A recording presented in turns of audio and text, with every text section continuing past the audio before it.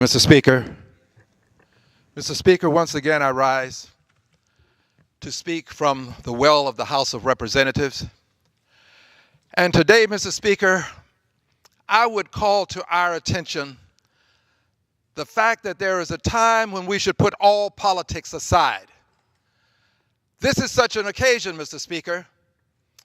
I rise today to extend my condolences and my sympathies to the Bush family.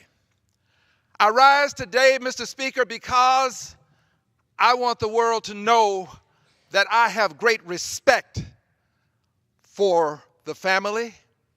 Politics aside, Mr. Speaker, Ms. Barbara Bush, the First Lady, not currently, but in my world, once a First Lady, always a First Lady.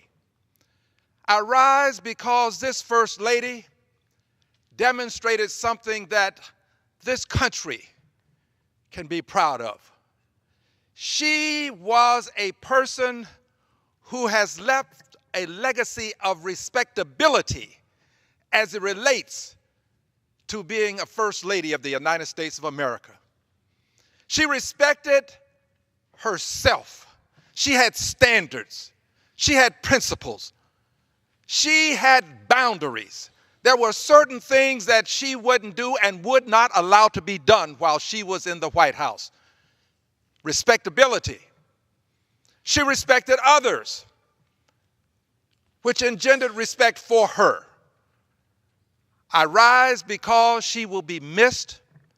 I rise because she has left this legacy of respectability. I also rise because, as a neophyte, newly elected to Congress, I received an indication that her husband wanted to speak to me. I went over to speak to him. I had no idea as to why he would ask for an opportunity to visit with me. But I did visit with him. I thought it would be a 5-minute meeting. It went much longer than 5 minutes. He obviously was in one party and I in another. We did not know each other. But we spoke at length.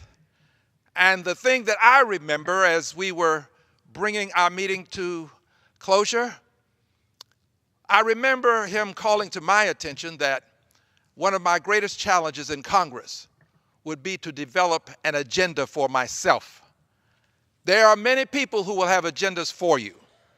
The great challenge in Congress is to develop your own agenda. So on my agenda, I want my record to show that I stood in the well of the Congress of the United States of America to thank the First Lady, Ms. Barbara Bush, for her service to her family, to her country, and indeed to the world. I yield back the balance of my time.